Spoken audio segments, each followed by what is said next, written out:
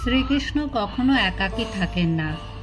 কেউ না থাকলে আপাতত প্রিয় সখী স্বরূপা বংশী কাছে থাকে।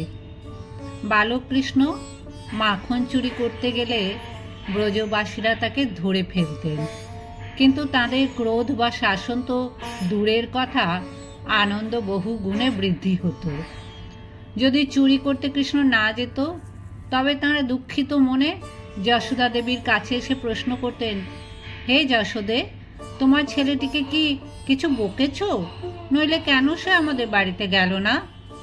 যশোদা মা অবাক হয়ে যেতেন আর ভাবতেন, এই ব্রজের প্রত্যেক মা বাবারাই চায় আমার চঞ্চল পুত্রটি তাদের ঘরে যাতে রোজ রোজ যায়। এই লোকগুলো কেমন? সমবয়স্কা এক সখীকে মা যশোদা বললেন, কৃষ্ণ যদি গোচারণে না যায় তবে গাভীরাও পর্যন্ত মাঠে যেতে চায় না। এই গাভীরাই বা কেমন? গোচারণ থেকে ফিরে কৃষ্ণের সাথী ছেলেরা ঘরে যাওয়ার নাম ধরে না। ওরা অপেক্ষা করতে থাকে আবার পরদিনে কৃষ্ণ কখন গোচারণে যাবে। এই ছেলেগুলো কেমন? মেয়েরা খালি কৃষ্ণ কৃষ্ণ করতে থাকে, কৃষ্ণ ছাড়া ওদের কোনো কাজই নেই বুঝি। ওই মেয়েগুলোই বা সব কেমন?